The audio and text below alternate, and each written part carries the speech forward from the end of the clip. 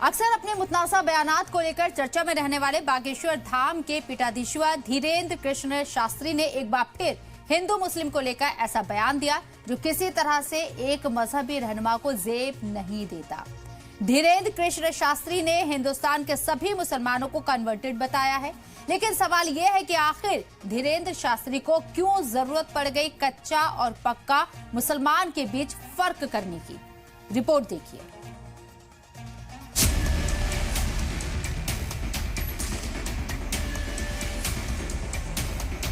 यहाँ तो सब कन्वर्टेड मुसलमान हैं। यदि वो अपने पूर्वज खंगाले तो उनके पूर्वज सब सनातनी मिलेंगे। 3000 वर्ष पूर्व इस पृथ्वी पर यदि कोई रहता था तो केवल सनातनी रहते थे। अक्सर अपने मुतनाज़ा बयानात को लेकर चर्चा में रहने वाले बागेश्वर धाम के पीठाधीश धीरेन्द्र कृष्ण शास्त्री ने एक बार फिर हिंदू मुस्लिम को लेकर ऐसा बयान दिया है जो किसी तरह से एक मजहबी रहनुमा को जेब नहीं देता है। धीरेन्द्र कृष्ण शास्त्री ने हिंदुस्तान के सभी मुसलमानों को कन्वर्टेड बता दिया, लेकिन सवाल यह है कि आखिर धीरेन्द्र शास्त्री को क्यों जरूरत पड़ गई कच्चा और पक्का मुसलमान के बीच फर्क करने की। 3000 वर्ष पूर्व इस पृथ्वी पर यदि कोई रहता था तो केवल सनातनी रहते थे। इसलिए जितने भी मजहब के लोग यहाँ रह रहे हैं, यदि वो अपने पूर्वज खंगालें तो उनके पूर्वज सब सनातनी मिलेंगे। आगरा में धीरेन्द्र शास्त्री पूरी रॉ में दिखे। अपने भक्तों के बीच वो अक्सर मुसलमानों को लेकर बयान देते रहते हैं और इसी सिलसिले में एक बार फिर उन्होंने हिंदुओं को मुसलमानों के खिलाफ भड़काने की कोशिश की। मुस्लिम हैं, लेकिन असली मुस्लिम तो दूसरे देशों में, यहाँ तो सब कन्वर्टेड मुसलमान हैं। खास बात यह है कि धीरेन्द्र शास्त्री लगातार मुसलमानों के खिलाफ बेतुके बयान देते रहे हैं और उन पर ना तो कोई कार्रवाई होती है, ना मरकजी हुकूमत की तरफ से उनके बयान पर नोटिस दिया जाता है। इसीलिए उनकी जबान लगातार चिंगारी भड़का रही है। अब इस नए बयान पर मुसलमानों ने सख्त नाराजगी जाहिर की है। आगरा, बरेली, दिल्ली, मुंबई में लगातार बयान की मुखालफत में मुसलमानों के रद्द अमल सामने आ रहे हैं। दुनिया में सबसे पहले जो इंसान आए वो हजरत आदम आए और दुनिया में चाहे किसी भी मजहब के मानने वाले लोग हों वो हजरत आदम की औलाद हैं। धीरेन्द्र शास्त्री भी हजरत आदम अलैहिस्सलाम की औलाद हैं और हजरत आदम अलैहिस्सलाम मुसलमान थे। नबी आए, सहाबाए किराम आए, उन्होंने दीन के बारे में, कुरान के बारे में दावत दी, दीन की दावत दी। लोगों ने समझा, समझ करके जो ईमान में दाखिल हुए और वो अपने ईमान पर कायम है। अब इसमें असली नकली की जो बात है ये तो ना आनी चाहिए ना। ये पहली बार नहीं है जब धीरेन्द्र शास्त्री ने मुसलमानों के खिलाफ इस तरह का बयान दिया हो। इससे पहले भी धीरेन्द्र शास्त्री मंदिर मस्जिद में राष्ट्रगान बजाने जैसे बयान देकर तनाजे में आ चुके हैं। धीरेन्द्र शास्त्री जी तो आज के लौंडे हैं। अगर उनके माँ बाप अगर जिंदा हों तो वो अपने माँ बाप से पूछ लें कि इस्लाम की क्या तारीख है, क्या सकाफत है और क्या कल्चर है। 7वीं सदी ईसवी में इस्लाम हिंदुस्तान में तिजारत, मोहब्बत और रूहानियत के जरिए पहुंचा। तो ये सारा पॉलिटिकल जिमिक है। ये बेसिकली हिंदुओं को और मुस्लिम को आपस में लड़ाई करने की राजनीति करते हैं। ये सब नफरती चिंटू हैं। ये कहीं से कहीं तक ये सिर्फ एक मुझे लगता है कि इनका जो ना ये प्रोग्राम करते हैं कि नफरत कैसे फैलाया जाए, हिंदू मुसलमान में झगड़ा कैसे करवाया जाए। इस बहस में पड़ने की जरूरत ही क्या है कि कौन सच्चा मुसलमान है और कौन नकली। किसी मजहब को मानने वाले ने कब उस मजहब को अपनाया, कितना अपनाया और कैसे अपनाया का सवाल अकीदत से जुड़ा है।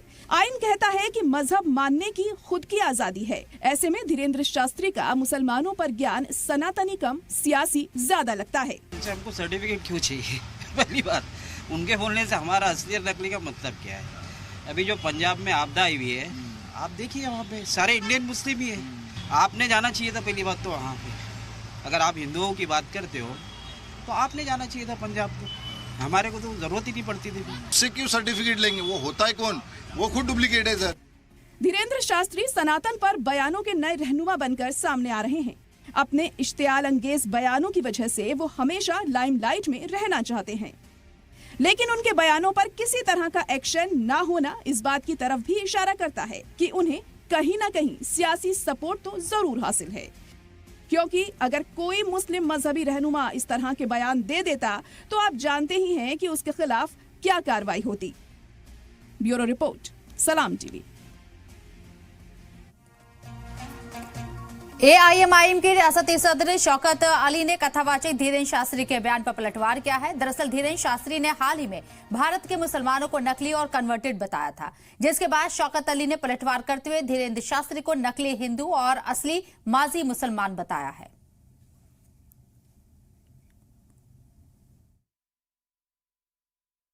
मुझे लगता है कि ये नकली हिंदू है। धीरेन्द्र शास्त्री जो है आए दिन हिंदू राष्ट्र की बात करते हैं। कैसे वो हिंदू राष्ट्र बनाएंगे? तो ये लोग देश के अंदर लोगों की भावनाओं को भड़का रहे हैं, देश के अंदर अफरा तफरी का माहौल, नफरत पैदा कर रहे हैं। ये देश के लिए बहुत खतरनाक है। ऐसे लोगों को सरकार को चाहिए चुप कराना चाहिए, वरना इनको उठा के जेल की सलाखों में। उस पर बात करने के लिए हमारे साथ शौकत अली साहब स्टेट प्रेसिडेंट एआईएमआईएम से मौजूद हैं। दीगर मेहमान भी इस चर्चा का हिस्सा रहेंगे। शौकत अली साहब, इस्तकबाल है आपका सलाम टीवी में। धीरेन्द्र शास्त्री का बयान, असली मुसलमान, नकली मुसलमान, कन्वर्टेड मुसलमान, क्या आपको लगता है सियासी बयान है? और अगर सियासी बयान है तो किस तरह की सियासत को आगे बढ़ाने की कोशिश हो रही है? देखिए, पहली बात तो ये है कि ये जो कथावाचक है, कहानियां सुनाने वाला और भूत प्रेत को उतारने वाला और अपने आप को नजूमी बताने वाला, ये कब से कौन सा शास्त्र इन्होंने पढ़ लिया है? पहली बात तो ये है कि इसको चारों वेद का ज्ञान नहीं है। दूसरी चीज ये है कि इसको इस्लाम का ज्ञान नहीं है। और सही बात तो ये है कि दुनिया जानती है कि हर एक बच्चा जानता है कि ये दुनिया को अल्लाह सुब्हानहू तआला ने बनाया तो इस दुनिया में सबसे पहला इंसान आदम और हव्वा को बनाया, भेजा। तो जाहिर सी बात है कि आदम अलैहिस्सलाम जो हमारे नबी थे और मुसलमान थे, तो आदम अलैहिस्सलाम से चलने वाली जो नस्लें हैं वो तमाम की तमाम मुसलमान है।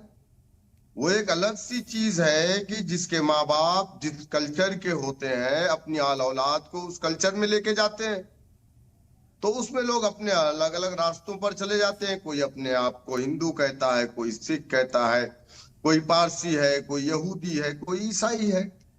लेकिन पिछली किताबों में अल्लाह ने हमें मुसलमान कह के ही बुलाया था, और मौजूदा जो हमारी आखिरी किताब है, जो हमारी मुकद्दस किताब कुरान है, उसमें अल्लाह ने हमें मुसलमान ही कहा है। तो मुझे लगता है कि धीरेन्द्र शास्त्री के पूर्वज तो मुसलमान थे, लेकिन अब ये इन्होंने चूंकि अब इनको कहानियां सुनानी है, जनता को बेवकूफ बनाना है और महलों में रहना है, करोड़ों की गाड़ियों से घूमना है, और ये बीजेपी के जोकर हैं, इनको बीजेपी ने छोड़ा है। जब जब बेरोजगारी और विकास और इस तरीके की जब बातें आती है, ऐसे मुद्दे आते हैं देश के अंदर, जब जब अस्थिरता फैलती है, तो ऐसे जोकरों को छोड़ा जाता है ताकि वो मुद्दे को डाइवर्ट कर सके। क्योंकि सामने बिहार का इलेक्शन है, अब बिहार को इलेक्शन के देखते हुए, लेकिन शौकत अली साहब, धीरेन्द्र शास्त्री एक कथावाचक है, लेकिन वो अक्सर अपनी तकरीर में मुसलमानों का जिक्र करना नहीं भूलते हैं। गाहे बगाहे मुसलमानों को लेकर कुछ न कुछ वो बयान देते हैं, जो कि फिर बाद में मुतनासा बयान होता है। आपको क्या लगता है, धीरेन्द्र शास्त्री है तो कथावाचक, लेकिन सियासी तौर पर आप कह रहे हैं कि बीजेपी को फायदा पहुंचाने की कोशिश है, कोई किसी तरह की कोई कार्रवाई इनके ऊपर होती नहीं है? क्या वोट बैंक मुतासिर करने की कोशिश कर रहे हैं? देखिए, धीरेन्द्र शास्त्री चूंकि ये चोरी किया हुआ माल है, पहली चीज, इनके जो पूर्वज थे वो मुसलमान हैं, तो जाहिर सी बात है कि इनके अंदर वो जो इनका जो डीएनए है वो मुसलमान है, इसलिए ये बार बार मुसलमानों की बात करते हैं। दूसरी चीज ये है कि इन जैसे लोगों पर कोई कार्रवाई नहीं होगी जो बीजेपी के तथाकथित साधु हैं या कथावाचक है। ये प्रो बीजेपी है। हमारे देश के प्रधानमंत्री जी भी इनसे मुलाकात के लिए इनके यहाँ जा चुके हैं। तो इनको छोड़ा ही इसीलिए गया है कि देश के अंदर ये हिंदू मुस्लिम करके एक माहौल बीजेपी के हक में बनाए, ये वो कर रहे हैं। मेरे समझ में नहीं आता कि धीरेन्द्र शास्त्री ये कहते हैं कि हमें हिंदू राष्ट्र बनाना है। अगर शौकत ये बात कह दे कि मुझे मुस्लिम राष्ट्र बनाना है, तो शौकत तो जेल चला जाएगा, धीरेन्द्र शास्त्री नहीं जाएगा। अरे हिंदू राष्ट्र, तुम्हारी अम्मा इस देश को जहेज में थोड़ी लेकर के आई थी, तुम हिंदू राष्ट्र बनाओगे। 240 MP है बीजेपी के, इसके पहले 302 थे, बना लेते ना हिंदू राष्ट्र, क्यों नहीं बनाए? ये रोज रोज का इस तरीके का राग अलापना, इस तरीके की बातें करना, ये देश के अंदर जनता को भड़काना है, देश के माहौल को खराब करने की कोशिश कर रहा है। लेकिन इस पर कार्रवाई क्यों होगी? क्योंकि ये लोग मौजूदा सरकार के लोग हैं, ये सरकारी साधु हैं। बहुत बहुत शुक्रिया शौकत अली साहब आपका हमारे साथ जुड़ने के लिए, बातचीत करने के लिए और इसी मौजू पर बात करने के लिए। हमारे साथ दीगर मेहमान भी चर्चा में शामिल होने, जावेद अहमद साहब पॉलिटिकल एनालिस्ट हमारे साथ मौजूद हैं और लोग भी चर्चा में शामिल होंगे। मुफ्ती शमून कासमी साहब चेयरमैन उत्तराखंड मदरसा एजुकेशन बोर्ड से भी हमारे साथ जुड़ गए। इस्तकबाल है आप दोनों का सलाम टीवी में। सबसे पहले मुफ्ती शमून कासमी साहब आपके पास आऊंगे। धीरेन्द्र शास्त्री, जैसा कि मैंने कहा कि कथावाचक है, उनका काम है कथा का यहाँ पर व्याख्यान करना और लोगों के बीच में जो उनका मजहबी अकीदा है उसको लेकर लोगों को बेदार करना या उसको फैलाना। लेकिन मुसलमानों को लेकर वो हमेशा ही अपने बयानों के जरिए कुछ ना कुछ ऐसा बोलते हैं कि तनाज़ा खड़ा हो जाता है। असली मुसलमान, नकली मुसलमान, हिंदुस्तान में आपको लगता है कि नकली मुसलमान है? देखिए शबनम, मैं उत्तराखंड के मुख्यमंत्री जी का जिक्र करना चाहूंगा कि उन्होंने वहां बहुत सारे सुधार किए। अभी संस्कृत को उन्होंने दूसरी लैंग्वेज बनाया, तो हमने मदरसों के अंदर उसे इंट्रोड्यूस इसलिए कराया कि ताकि लोग अरबी और संस्कृत दोनों को जान लें। मैं इस संदर्भ में बात कहना चाहता हूं कि अभी कालनेमी यानी जो भेष बदल करके लोगों को ठगते थे, उनके बारे में भी एक ऑपरेशन चला जो बहुत सफल ऑपरेशन रहा और उन ऐसे बहरूपियों को जेल सलाखों के पीछे डाला। अब मैं एक बात ये बहुत स्पष्ट कहना चाहता हूं कि धीरेन्द्र शास्त्री ने जो कहा है वो ये कहा है, उनका जो शब्द है वो ये है कि कच्चे मुसलमान और पक्के मुसलमान। यानी तो मैं धीरेन्द्र शास्त्री जी को शायद इस बारे में ज्ञान को अर्जित करना चाहिए कि संसार का जो पहला इल्म है, जो ज्ञान है, वो वेद है और आखिरी जो वाणी है वो कुरान है। और कुरान और वेद दोनों ने इंसानों की और उनकी ईमान की, उनकी आस्था के ऊपर जो कुछ व्याख्या की है उसका अध्ययन करना चाहिए। सारा संसार एक ही नरो नारी की संतान है, कुरान भी उसकी पुष्टि करता है, या अय्युहन्नास इन्ना खलकनाकुम मिन ज़करिय्यिन व उन्सा, ऐ लोगों हमने तुम्हें एक ही मर्द औरत से पैदा किया है, तुम्हारे दूधो खून के रिश्ते हैं। और जिसकी हम इबादत करते हैं, वो इबादत जिसकी हम करते हैं, उसके नाम अनेक हैं मगर उसकी जात एक ही है। वो सारे ब्रह्मांड का रचेता, इस जो सृष्टि है इसका रचेता एक ही है और वहां सर्वशक्तिमान जग का पालनहार कहा गया है। और वो जग का पालनहार सर्वशक्तिमान कौन है? वो मालिक है कि जिसने इस सृष्टि को बनाया है। उसे अरबी में अल्लाह कहते हैं, फारसी में खुदा कहते हैं और संस्कृत के अंदर ईश्वर कहते हैं। और ईश्वर वो है जो निराकार है, यानी जो वैदिक धर्म है, यानी सनातन धर्म मूर्ति की पूजा सनातन धर्म में नहीं है। इसीलिए कहा गया है एको ब्रह्म द्वितीय नास्ते नेहना नास्ते किंचन। ब्रह्म ऐसा अकेला है, उसका कुछ जर्रा बराबर की साझी नहीं है। उसी का जो हम कहते हैं कलमा खुदा वादहु ला शरीक। अब उन्होंने जो एक बात कही है, मैं उस संदर्भ को और आगे बढ़ाना चाहता हूं कि कन्वर्टेड मुसलमान। तो जाहिर है कि भारत के अंदर जब मुसलमान यहाँ आए हैं 1400 साल पहले, तो अभी मेरे से पहले किसी ने कहा कि भाई बिजनेस के तौर से आए, तिजारत के तौर से आए। उन्होंने ईमानदारी और मसावात और बराबरी की बात की, तो लोग उनसे प्रभावित होते रहे और उनसे प्रभावित होकर के जब उन्हें लगा कि भाई और सनातन धर्म, जो उस वक्त के पढ़े लिखे लोग थे या जो जितने लोग यहाँ से कन्वर्ट हुए हैं, उनकी वजूहात को जानने की कोशिश करनी चाहिए कि इस्लाम ने जो हजरत मोहम्मद सल्लल्लाहु अलैहि वसल्लम का फलसफा है, जो उनका आइडिया है, वो आज के मुसलमानों में नजर नहीं आता है। और आज के इन मुसलमानों को उस पर एतराज करना ही नहीं चाहिए था। भाई अगर धीरेन्द्र शास्त्री ये कह रहे हैं कि अरब में पक्के मुसलमान रहते हैं, भारत में कच्चे मुसलमान रहते, तो भारत के मुसलमानों को पक्का मुसलमान बनना चाहिए, यानी दूसरे की आस्था के ऊपर आक्रमण ना करें और अपने मालिक को राजी करने की बात करें। अभी पिछले दिनों आपने देखा होगा कि सरसंचालक डॉक्टर मोहन भागवत जी ने एक वक्तव्य दिया और हमेशा वो ये बात कहते आए हैं। उन्होंने ये कहा कि इस देश के अंदर सारे ही धर्म हैं और इस्लाम पहले से था और रहेगा, और इस्लाम का हिंदुओं से हिंदू इस्लाम से नफरत नहीं करता है। तो ये सारी चीजें वो विद्वान लोग कह रहे हैं कि जिनके पीछे करोड़ों लोग जिन्हें फॉलो करते हैं। मैं आज ये बात कहूंगा कि अगर धीरेन्द्र शास्त्री जी ये बात कह रहे हैं तो उनका कहने का तात्पर्य ये हो सकता है कि भाई यहाँ जो कन्वर्ट हुए हैं मुसलमान, वो जाहिर बात है उनका कहना यह है कि भाई ये नॉन मुस्लिम से यानी हिंदुओं से कन्वर्ट हुए होंगे। तो यकीनी तौर से हमारा जो डीएनए है वो एक है, मगर हमारी पूजा पद्धति अलग होकर के हमारे मानवता के ऊपर कोई फर्क नहीं पड़ता है। जैसे मनु से मनुष्य और आदम से आदमी कहलाए हैं हम। तो मैं आज ये बात इस पर अच्छी एक डिबेट है और इसे आगे बढ़ाना चाहिए। लेकिन धीरेन्द्र शास्त्री किसी को सर्टिफिकेट नहीं दे सकते ना मुफ्ती शमून कासमी कि आप सच्चे मुसलमान हैं या आप कच्चे मुसलमान हैं, पक्के मुसलमान हैं। जिन शख्स का आप जिक्र कर रहे हैं, कुछ परसेंट ऐसे लोग हो सकते हैं जो तनाज़ा पैदा करते हो या फिर कुछ ऐसे गलत सरगर्मियों में मुलविस रहते हो। कुछ परसेंट ऐसे लोग हो सकते हैं, सारे मुसलमान ऐसे नहीं है। फिर जो सऊदी अरब के अंदर है वही पक्के मुसलमान होंगे और हिंदुस्तान के अंदर आप और हम जो है कच्चे मुसलमान हो गए। हमारा अकीदा, हमें हमारा संविधान ये इजाजत देता है कि हम अपने अकीदे के ऊपर चले। धीरेन्द्र शास्त्री लाइसेंस नहीं दे सकते हैं। जावेद अहमद साहब पॉलिटिकल एनालिस्ट हमारे साथ जुड़ गए जी।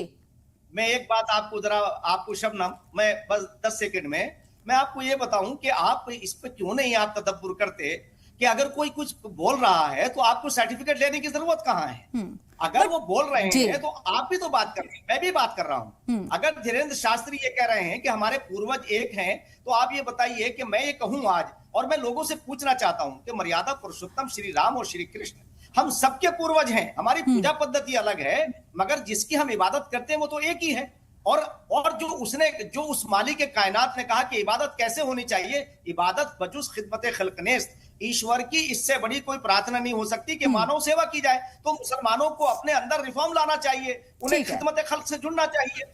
ठीक है, ये बहुत बड़ा एग्जाम्पल सेट किया है खिदमत खल्क का। अभी पंजाब के अंदर जो बाढ़ आई है और वहां मुसलमानों के जरिए किस तरीके से इंसानियत के तौर पर मदद की जा रही है, धीरेन्द्र शास्त्री वहां नहीं पहुंचते हैं। जो इंसानियत की अगर बात करते हैं तो धीरेन्द्र शास्त्री का सिलसिला, उनके मुतनाज़ा बयान का यही खत्म नहीं होता है।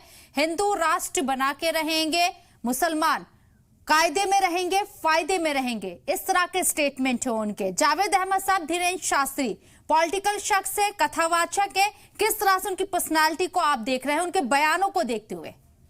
जी बहुत बहुत शुक्रिया। बहुत ही इंटरेस्टिंग टॉपिक है और जैसे पहले हमारे वक्ता ने इन पे अपनी रोशनी डाली, मैं इसको पूरे प्रकरण को जो धीरेन्द्र शास्त्री जी का है वो बड़ा ही इमेच्योर उनके स्टेटमेंट आते हैं। प्रयागराज में कोई घटना घटी तो उसके बारे में उनकी बातें जग जाहिर है। ये ऐसे अल्फाज, ऐसे नैरेटिव इस्टेब्लिश करना चाहते हैं जो एक समाज में बिखराव और डिबेट का रुख जो है बिल्कुल मुख्तलिफ होता है।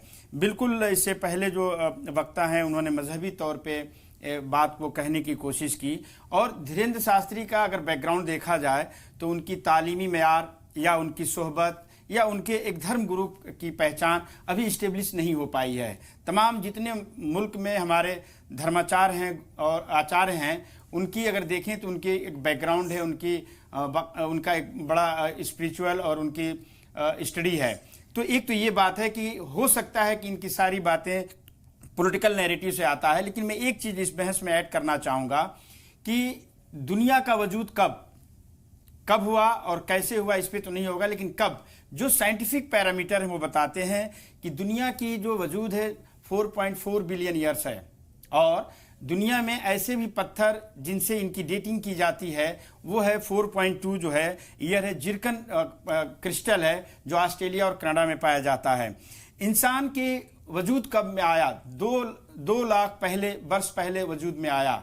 मेरा ये मानना है, चूंकि मैं एक साइंस बैकग्राउंड से हूँ, कि ये पूरी दुनिया एक पैन के तौर पे थी, एक पूरा प्लेट था। और उसके बाद जब इसमें ड्रिफ्टिंग और टेक्टोनिक सेटिंग के जरिए देखा जाए तो सिलोन, श्रीलंका और हिंदुस्तान 1.9 मिलियन वर्ष पहले ये एक हिस्सा हुआ करता था।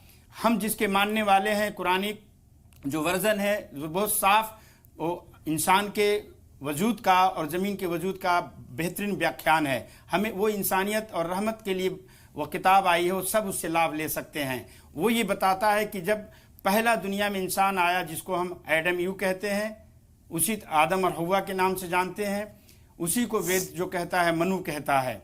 इस साइंस को अगर आगे लेके चलते हैं और धार्मिक रिलेशन से इसको ताल्लुक करते हैं तो पहला दुनिया का इंसान हिंदुस्तान के धरती पे आया जो आज 1.9 मिलियन वर्ष पहले कभी एक हुआ होता था श्रीलंका में। आज भी उनकी मज़ार और कब्र है वहाँ पे।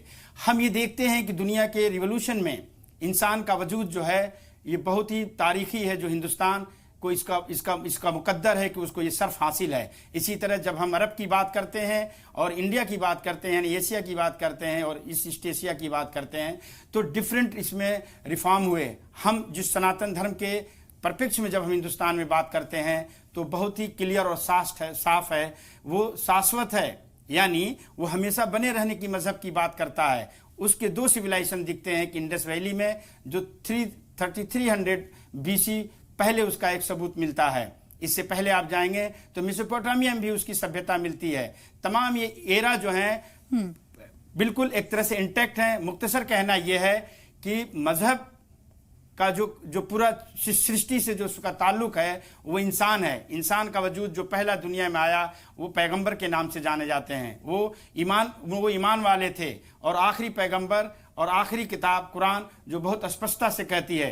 तो धीरेन्द्र शास्त्री जैसे विद्वान को स्टडी करना चाहिए। कन्वर्जन रिफॉर्म एक इसका एक ताल्लुक है। जैसे मिसाल के तौर पे हिंदुस्तान में आदिवासी तमाम तरह के लोग अलग अलग क्षेत्र में रहते हैं, उनको हम अलग अलग जातियों से जानते हैं, लेकिन बहुत सारे लोग मजहब को नहीं मानते हैं। आदिवासी जो है वो उसकी पूरी व्याख्यान अलग है, जिनकी आबादी हिंदुस्तान में 30% है। तो ये जो बौखलाहट है, जो चीज़ें चल रही हैं, किसी को इनके कहने पर सुनने पर फर्क तो नहीं पड़ता है, लेकिन ये मीडिया के जरिए अनरेस्ट पैदा करते हैं। हम इन बातों को बहुत गंभीरता से लेते हैं। कच्चा पक्का अधूरा नहीं होता है। इंसान है, उसका ताल्लुक उसके खुदा से है, उसके भगवान से है, उसके ईश्वर से है, वो किसी न किसी को मानता है। ठीक है। जब ये पहले एक बात मैं आखिरी कह के आपसे कहता हूं कि पूरा इस्लाम का जो कंसेंसस है वो एक डेमोग्राफिक और डेमोक्रेटिक तरीके से है। कह दो कोई खुदा नहीं है, यानी खुदा था कोई, 360 बुतों की एक बड़ी लंबी फेरिस्त है, लेकिन अल्लाह के रसूल सल्लल्लाहु अलैहि वसल्लम ने कहा कि कह दो कोई खुदा नहीं सिवा खुदा के अलावा। यानी आप अपने कंसेंसस से चुनते हैं। आप हिंदू हैं, मुसलमान हैं, क्रिश्चियन हैं, कोई भी हैं, आपका खुदा भी मानते हैं, लेकिन आप अलग अलग फॉर्म में मानते हैं। ठीक है सर। इसलिए मुफ्ती शमून कासमी नहीं है, ये मानने की बात है। फाइनल कमेंट सर, मुफ्ती शमून कासमी साहब, फाइनल कमेंट सर। अनम्यूट कर लीजिए सर, आपकी आवाज नहीं आ रही है। मैं ये कहना चाह रहा हूं शबनम कि धीरेन्द्र शास्त्री जी ने ये कहा कि यहाँ कन्वर्टेड मुसलमान हैं, तो यहाँ तो 99% लोग यहीं से कन्वर्ट हुए और 1% लोग जो अरब से अपने आप को बताते हैं कि वो अरब से आए हैं, तो इसीलिए यहाँ के हिंदू और मुसलमानों का DNA एक है। मगर उनके ये बात कहने से कि उन्होंने अगर ये कहा कि भाई असल क्योंकि अरब के जो लोग हैं वो अपने आप को बहुत आला कहते हैं, वो कहते हैं हम ही मुसलमान हैं, और अजमियों को जो उनका नजरिया है, तो ये चीज तो जो मुसलमान हैं अरब के अंदर वो भी उसी अल्लाह को मानते हैं, हम भी उसी अल्लाह को मानते हैं, तो हमें ये बात कहने में क्या प्रॉब्लम्स है कि यहाँ हमारे जो पूर्वज थे अगर वो पहले यकीनी तौर से किसी धर्म को मानते होंगे, अगर उन्हें कोई चीज अच्छी लगी तो वो इस तरफ आ गए, तो इसमें क्या ऐसा है कि जिसमें धीरेन्द्र शास्त्री को हम ये कहें कि सरकार उनसे करा रही है या साहब सरकार उनके ऊपर वो नहीं कर रही है। अरे आप कानूनी तौर से अगर आप ये समझते हैं कि आपके खिलाफ वो कुछ बोले हैं तो आप कोर्ट में जाइए, आप FIR कराइए, वो उसका जवाब देंगे। अब आप बजाय इसके कि आप जैसे अभी कहा कि भाई सर्टिफिकेट तो ना तो धीरेन्द्र शास्त्री के सर्टिफिकेट बांट रहे हैं और ना जरूरत है आपको उनका उल्लेख करने की। मैं समझता हूं धीरेन्द्र शास्त्री जी का अपना एक नजरिया जो वो बोल रहे हैं, हम जो है हमारा नजरिया हम बोल रहे हैं, हम ये समझते हैं कि सारी कायनात एक ही परवरदिगार की बनाई हुई है, जहां शक्तिमान जग का पालनहार जो इस्तेमाल किया गया है, तो उसे कुरान कहता है अल्हम्दुलिल्लाहि रब्बिल आलमीन।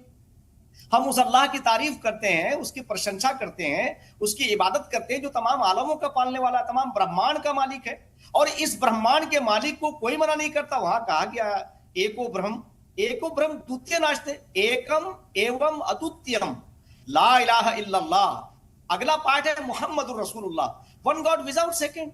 अव्वल अल्लाह नूर उपाय कुदरत के सब बंदे, एक ही नूर से सब जग उपजे, कौन भले कौन मंदे। तो अगर धीरेन्द्र शास्त्री ये बात कह रहे हैं, आप अपने तौर से कि आप क्यों उसमें ये बात लगाने की कोशिश कर रहे हैं कि साहब उन्होंने कहा, उनकी जितनी मालूमात थी उन्होंने कह दिया। उन्हें वहां वो गए, अभी दुबई वगैरह या वो अरब के कुछ मुल्कों में गए होंगे, वहां उन्होंने ये जानकारी उन्हें मिली होगी। तो आप ये देखिए कि पहले तो अपने आप को कि अगर रसूल पाक सल्लल्लाहु अलैहि वसल्लम अरब के अंदर जरूर पैदा हुए, मगर वो तो पूरी दुनिया के लिए रहमत आलम है, मगर उन्हें रहमत आलम के तौर से जनवाने वाले तो हम हैं। हमारा कैरेक्टर, हमारा किरदार, आज हमारा किरदार कैसा है? अभी आप ये समझिए कि इस्लाम के अंदर जो डेमोक्रेसी की बात आई, यकीनी तौर से जितनी डेमोक्रेसी इस्लाम के अंदर है, बिल्कुल पैदा है वो।